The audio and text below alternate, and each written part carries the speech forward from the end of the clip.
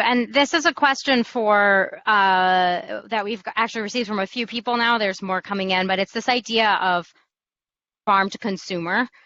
So Roland and Tracy, I think you can speak to this, and Ryan, I think you spoke to the challenge of it of trying to all of a sudden shift to the consumer model in the beginning, or direct to consumer model in the beginning, even though it was through donations. There was a lot of at least early stage startups that have been trying to kind of create the Uber for farmer produce delivery in the past, and there's been challenges with those models. But do you think, I think Roland, Tracy, jump in, do you think that there will be more opportunities around, I guess one questioner is calling it F to C?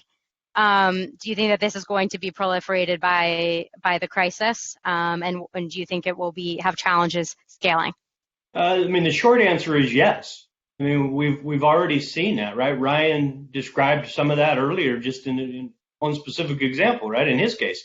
So yeah, I think this hastens a trend that had already started a little bit, right?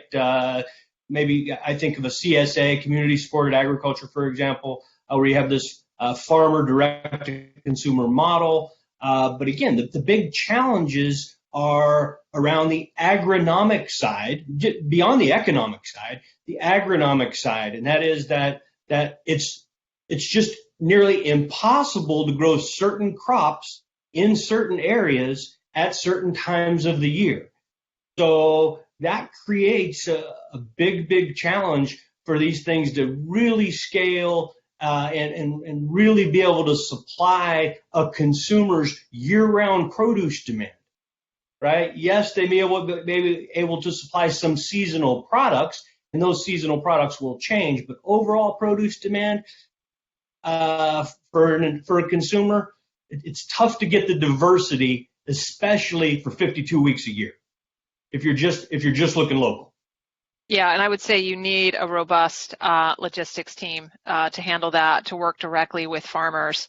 And we are sourcing regionally as much as possible, and it shifts throughout the year.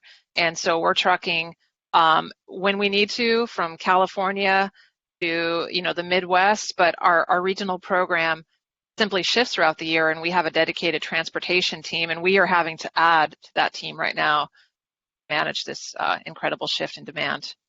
That's certainly a layer of complexity, but I do think it's here to stay, and our business has been growing significantly year over year, and with this, the customers are realizing the convenience factor, and direct from farms through our warehouses, packed, portioned to the customer spec and delivered to their front door.